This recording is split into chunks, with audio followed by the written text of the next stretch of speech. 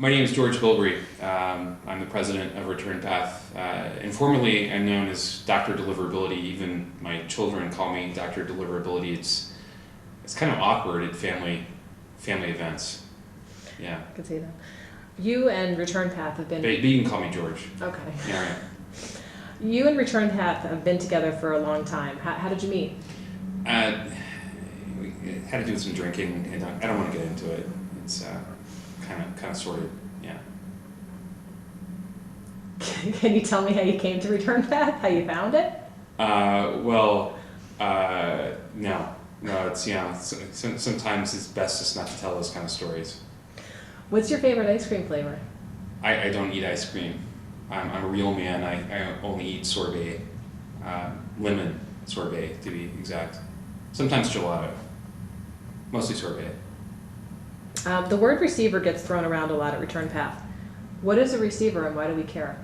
A receiver is anyone who accepts email. So ISPs like a Comcast or Cablevision, France Telecom, etc. But also the people that provide the technology that make the determination whether or not mail is accepted for delivery or put into the inbox. We use that label to signify those people too. Return Path's vision is to be the center of the email universe. Can you explain that in less than 90 seconds? No. Can you explain it in more than 90 seconds? Maybe. Briefly, no, I can't do it briefly. The center of the email universe, basically, we want to champion or set standards for inbox placement. The problem in the way the world works today is that the rules aren't exactly even across different receiving networks. Mail that gets delivered one place won't get delivered somewhere else, and it's not really clear what the standards are. So Return Path's goal as a business is to set those standards for inbox placement and make them very transparent. If we can do that, if we can provide the data, certification programs, etc., that set that level playing field and make it very transparent, we become the center of the email universe. Great. From a new product standpoint, what's next and what's on deck for Return Path? Well, a lot of our focus is around setting those standards for inbox placement, championing those standards for inbox placement. So that would include, we are launching a brand new reputation network, or reputation platform rather, which we're calling the RTS, real-time scoring system, and that will be out in May of this year, 2009. I don't know how long this video is going to be around.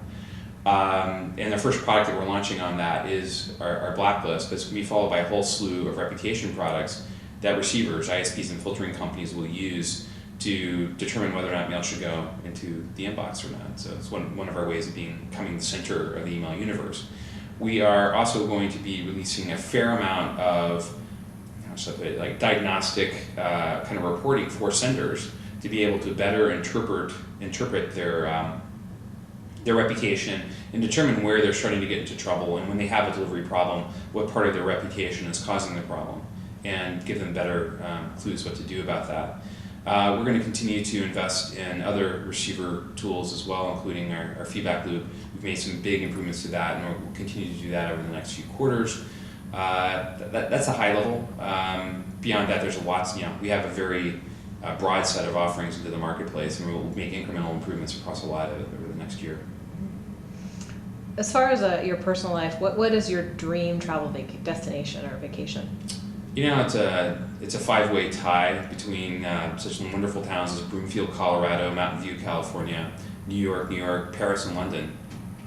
I'd like to have some reason to travel to all of those. And any places that you want to go with your family? Well, I've heard Mountain View is great, so maybe we'll do that. And you play hockey. I do play hockey, yes. Talk to me a little bit about what that is all about. How often do you play? There are 2 teams of 5 players. Yeah, how do you play hockey? On the ice at one time. I picked it up relatively late in life. Most people who pick up hockey pick it up as a kid, but I picked it up in my 30s. It's a great sport. It requires high level fitness. It's the hardest. I played a lot of team sports growing up. I played baseball, soccer, football, basketball, lacrosse. You name it. I played a lot of team sports growing up, but growing up in the South, hockey was not one of them. This is by far the hardest of the sports to pick up.